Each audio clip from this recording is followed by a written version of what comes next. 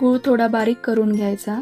त्यानंतर ओला नारळ मिक्सरमधून थोडं फिरवून घ्यायचं. ओल्या नारळाचा किस आणि गूळ एकत्र मिक्स करून बाजूला ठेवायचं. त्यानंतर एका भांड्यामध्ये 1 चम्मच तूप टाकून ते मिश्रण छान परतून घ्यायचं. मिश्रण ज्युसी होईपर्यंत ते परतायचं. उकडसाठी आपल्याला 1 वाटी तांदळाचं पीठ आणि समप्रमाणात दूध आणि पाण्याचं 1 वाटी मिश्रण हवं आहे. गरम करण्यासाठी ते एका भांड्यामध्ये गॅसवर ठेवायचं. त्यामध्ये 1 चम्मच तूप टाकून त्याची उकळी येण्यापर्यंत शिजवायचं. त्यानंतर तांदळाचं पीठ त्यामध्ये घालून एकत्र मिक्स करायचं. एकत्र मिक्स झाल्यानंतर त्यावर झाकण ठेवून गॅस बंद करायचा आणि 10 मिनिटे तसंच ठेवायचं.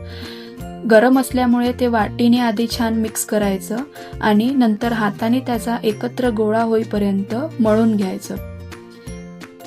छान छोट्या छोट्या पात्या लाटून घ्यायच्या. त्याच्या अशा पद्धतीने कळ्या काढायच्या. जितक्या जास्तीत जास्त कळ्या काढता येईल तितका मोदक बघायला सुंदर दिसतो. आतमध्ये असा खोलगट भाग तयार झाला पाहिजे. त्यामध्ये मिश्रण घालायचं.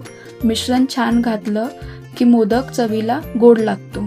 त्यानंतर मोदकाचा आकार द्यायला सुरुवात करायची. जास्त असलेला पिठाचा भाग काढून टाकायचा आणि छान आकार येईपर्यंत हलक्या हाताने त्याला असं फिरवत राहायचं. अशाच पद्धतीने बाकीचे सर्व मोदक तयार करून घ्यायचे. तुम्ही बघत आहात किती छान मोदक तयार झालेले आहेत. त्यावर छान थोडा केसरचं दूध लावायचं. बघायला छान दिसतात. अशा पद्धतीने सर्व मोदकांवर केशर लावून घ्यायचं. एका खोलगट भांड्यामध्ये पाणी वाफवायला ठेवायचं. त्यावर अशा पद्धतीची एक चाळणी ठेवून मोदक वाफेवर शिजवण्यासाठी ठेवायचे. 10 मिनिटं मोदक वाफेवर छान शिजवून घ्यायचे. तयार आहेत बाप्पासाठी छान छान उकडीचे मोदक.